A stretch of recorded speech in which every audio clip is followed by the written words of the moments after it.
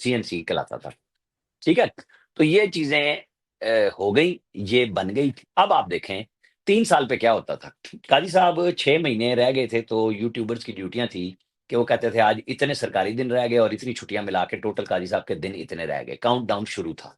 तो 29 नवंबर से army chief के बारे में भी यही पॉलिसी थी उन लोगों की कि जी अब हम गिनवाएँगे कि इतने दिन रह गए, अब ये साज़िश होगी, एक्सटेंशन लेंगे। अच्छा बताएँ, जब इमरान खान ने 19 अगस्त 19 को का बने-बनाए पेज पे साइन कर दिए थे, जिसको बाद में आसिफ सईद खोसा साहब ने चैलेंज भी किया, मज़ाक भी उड़ाया कि आर्मी चीफ की एक्सटेंशन 3 साल हुई थी। तो जब पीटीआई उस काम के लिए तैयार थी, फिर मंसूर अली शाह साहब ने तहरीरी फैसला दिया था नवंबर 19 में कि आप 6 महीने में अदालत से पार्लियामेंट से कानून बना लें एक्सटेंशन का। चूँकि सीट ऐसी है तो हम कलअदम नहीं करार दे रहे, बुनियादी तौर पे बात ये थी कि वरना वो तो कहने जनरल बाजवा की वो उड़ाने लगे थे। चीफ जस्टिसशिप को चूँकि आसिफ सईद खोसा को पहले एक्सटेंशन नहीं मिली, जजशिप में अपनी उनकी मुद्दत मुलाज़मत में और फिर वो ऐवान सदर पे नज़र रखे बैठे थे, वो भी दाँव नहीं लगा। तो वो जो हमें और आपको लिख के लेक्चर देते थे ना कि खलील जिब्रान ने ये कहा है, तो वो खलील जिब्रान मियाँ फाख्ता उड़ाने चले गए थे इनके लिए कि अब अपने लिए वो सौदेबाज़ियाँ कर रहे थे बैठ के खोसा साहब। वो जो सबको कि जनाब ये जो फ़ॉर्च्यून है, किसी की दौलत है तो यकीनन उसके पीछे कोई बुराई होगी। मतलब उन्होंने तो यही समझा ना कि नौ दौलतियों का काम होगा कि वो कोई शरीफ फैमिली नौ दौलतियाँ तो नहीं थी। वो तो अपना कारोबार करते हुए सारी दुनिया के सामने आई थी।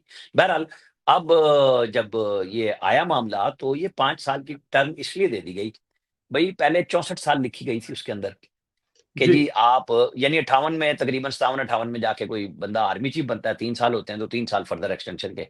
अब ये काम चल पड़ा था, देखें ना कैनी साहब ने 6 साल लिए, कुछ मार्शल लॉ लगा के जनरल मुशर्रफ ने पूरे कर लिए थे। जनरल राहील शरीफ को नवाज़ शरीफ ने रास्ता नहीं दिया जिसका वो भुगत रहे हैं आज तक, कि जी। वो ज जब उनको एक्सटेंशन नहीं दी तो वो राह में इतने कांटे चुन गए, बारूदी सुरंगें बिछा गए कि जिसका जनरल बाजवा ने फ़ायदा उठाया आके कि नवाज़ शरीफ ने तो राहील को नहीं दी, तो मुझे कैसे देगा? तो उसने इमरान खान से रास्ता लिया।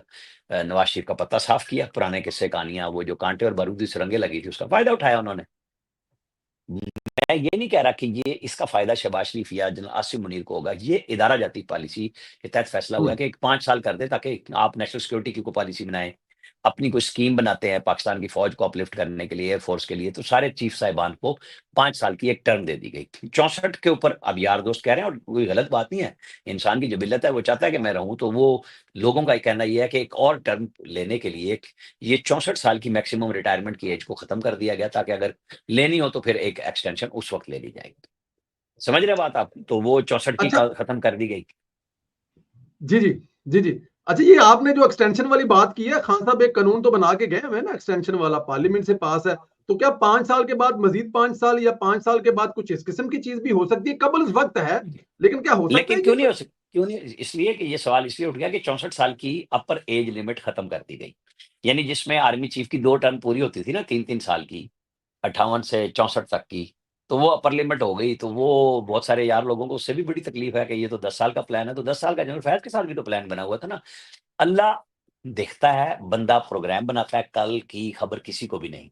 लेकिन आज ये सियासी इस्तेहकाम इस सेंस में ज़रूर आएगा कि जो स्टॉक एक्सचेंज उठ रही है, जो एसआईएफसी काम कर रही है, जो गवर्नमेंट और फ़ौज मिलके एक डिप्लोमेसी के तहत काम कर रहे हैं इन्वेस्टमेंट के लिए, जिसको माहौल को बिगाड़ने की पूरी कोशिश हो रही है। तो वो एक उनके सारे वो जो है ना, उनको सबको सत्तू पिला दिया गया कि आराम से ठंडे होके बैठ जाएँ कि जनाब अब आपने जो साजिश करनी है, फिर आपको जवाब भी दिया जाएगा। और जो डील-शील की खबरें आपने उड़वाई थी, वो आपके गले पड़ गई हैं सारी। बिल्कुल ठीक है। अच्छा, ज़रा एक एक एक अपने पुराने दोस्त के बारे में भी बता दीजिएगा। 2024 के इलेक्शन अगर नवाज़ शरीफ साहब वज़ीर-ए-आज़म बन जाते, तो भी ऐसा ही होता सर जो अभी हो रहा है? देखिए, मैं आपको बताऊँ, जी, नवाज़ शरीफ को ना लाके इस जी। सिस्टम ने अपने लिए बुरा किया है। शहबाज शरीफ कोई बुरे आदमी नहीं है, मेहनत कर रहे हैं, सब कुछ कर रहे हैं, लेकिन नवाज़ शरीफ का इंटरनेशनल स्टेचर बहुत बुलंद है। ये सारी सेंट्रल एशियन स्टेट्स हों, जो बाइडेन हो, कुछ भी हो, वो ज़ाती तौर पे सबके साथ और उनका ये स्टाइल भी है ताल्लुकात बना लेना और वो पाकिस्तान के लिए इस्तेमाल करते हैं ना ताल्लुकात। वो कोई इस काम के लिए नहीं करते। वो नुकसान हमने अपना किया। अल्लाह करे कि हम अब आगे इस्तेकाम ले आएँ और काम चला लें क्योंकि उनकी गाइडेंस तो बहरहाल मौजूद है। बिल्कुल ठीक है, बिल्कुल ठीक है। आपका जवाब जो है वो उसमें बहुत कुछ आ भी गया है। मुझे ज़रा आप ये भी फरमा दें कि कहा जा रहा है कि ये सब कुछ सियासी इस्तेहकाम पैदा करने के लिए किया जा रहा है और जो ज़ाहिर है एक एक लफ़्ज़ फितना कहा जाए तो वो काफ़ी बुरा मनाते हैं दोस्त। लेकिन क्या सियासी इस्तेहकाम आ पाएगा राना साहब? ये जो एक अब देखिए ना, इसको अब सादे लफ्जों में एक पेज कह लें, जो उस वक्त खान साहब कहा करते थे कि एक पेज पर है हम, तो ये जो एक पेज अभी बना है, ये सियासी इस्तेहकाम ला पाएगा सर? देखें सदीला साहब, मेरी तो राय पहले दिन से है और अब फिर दोबारा दूंगा कि आपने जो कुछ भी कर लिया, आपको पॉलिटिकल हार्मनी के लिए, सियासी इस्तेकाम के लिए गुफ्तगू का रास्ता खोलना चाहिए। वो पीटीआई नहीं भी करना चाह रही, तो जबर के दिन भी कम होने चाहिए, सब्र के दिन भी कम होने चाहिए। सियासी डायलॉग के लिए रास्ता बहरहाल गवर्नमेंट और इदारों ने बनाना है। क्योंकि आप पॉलिटिकल अहमियत या उनका वोट बैंक पीटीआई का इस तरह गुफ्तगू से नहीं खत्म कर सकते। उनका जो ड्यू शेयर है, चाहे वो अपोजिशन में बैठे हैं, वो मिलना चाहिए। बातचीत का रास्ता खुलना चाहिए। वो नहीं भी खोल रहे, तो जो उनकी पॉलिटिकल क़यादत है, आप यकीन मान लें कि कल उन्होंने सहूलतकारी की है असेंबली के अंदर। वो चाहते वो शोर ना करते, बल्कि वो कहते कि जी आप बात करें, हम जवाबन बात करेंगे। अपना पैगाम देते। उसमें उन्हें बोलना पड़ता आर्मी चीफ की एक्सटेंशन के खिलाफ। वो नहीं बोले, उन्होंने बस शोर-शराबा करा के कानून पास करा दिया। ये सहूलतकारी थी और कुछ नहीं था। ये सहूलतकारी थी और कुछ नहीं थी। सर, मौलाना फजल मान से बड़ी उम्मीदें थी पीटीआई को, पीटीआई कुछ नहीं कर सकी, तो फिर मौलाना साहब ही खामोश रहे, या मौलाना साहब को ऑलरेडी पता था इस सारा ये जो 2 बिल आने वाले थे? नहीं, ये किसी को भी नहीं पता था। ये तो हालात ने बहुत जल्दी काम करा दिए, जो जब भी आने थे। देखे ना, प्राइवेट मेंबर बिल के तौर पे गवर्नमेंट की इंटेंशन मौजूद थी कि जजों की तादाद 30, 23 या 25 कर दी जाएगी। मेरा अब भी इतराज़ है कि आपको 34 के बेंच की तादाद नहीं करनी चाहिए थी। हमेशा से ही होता है 7, 11, 13 और फिर 17 हुए, कि अगर फुल कोर्ट बैठती है तो अब ओपिनियन अगर बराबर-बराबर आ जाए, तो फिर आप कहाँ जाएँगे? तो आपको एक ऑड में रखना चाहिए, ताक में। ताक और जुफ्त का जो चक्कर होता है। तो इनको चाहिए 34 मैक्सिमम तादाद है, तो 33 से ऊपर ना जाएँ अगर कभी पूरे भी करने हो। क्योंकि अगर आप फुल कोर्ट बैठते हैं, तो उसमें जजेस बराबर आ गए, फिर आप क्या फैसला करेंगे? फिर आप क्या इसीलिए ये फैसला रखा गया। करेंगे? बिल्कुल ठीक कह रहे हैं। ये तो 34 अगर हो गए तो 17-17 हो गए, तो फिर फैसला क्या होगा? बिल्कुल ठीक है। क्योंकि ना सर, मेरे पास टाइम भी अभी 5 मिनट है, मुझे अंदाज़ा है अगले प्रोग्राम में जाने से पहले, लेकिन क्योंकि मैं कुछ चीज़ें और भी आपके साथ 2-3 सवाल करना चाहता हूँ। एक तो मुझे ज़रा ये बताएँ, एसओसी जो अभी कॉन्फ्रेंस हुई है, शंघाई तंजीम तावन, पाकिस्तान में आपने इस तरह की चीज़ें होती हुई देखी हैं, कितनी अहमियत की हामिल है, और कितना पाकिस्तान का तशख़्ख़ुस या दुनिया में कितना इसका कोई फ़ायदा, मैसेज पॉज़िटिव, इसके बारे में कुछ फ़रमाएँगे सर आप?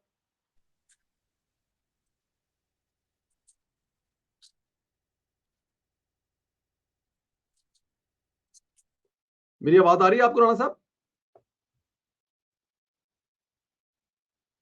अमर भाई, ये जो शंघाई तंजीम ताब, क्योंकि आपसे बात नहीं हमारी उसके बाद हुई, ये जो कॉन्फ्रेंस पाकिस्तान में हुई है, इससे पाकिस्तान को क्या फायदा होने जा रहा है? इससे कोई पाकिस्तान का पूरी दुनिया में कोई उम्मीद, कोई सरमायाकारी, इससे आखिरकार हमें फायदा होगा क्या? देखिए, दुनिया में सिफ़ारती ताल्लुकात इसी बुनियाद पे होते हैं कि सारों के अपने-अपने मफ़ादात वाबस्ता होते हैं। चाइना ने ये तंज़ीम बनाई और हम उसके मेंबर बने।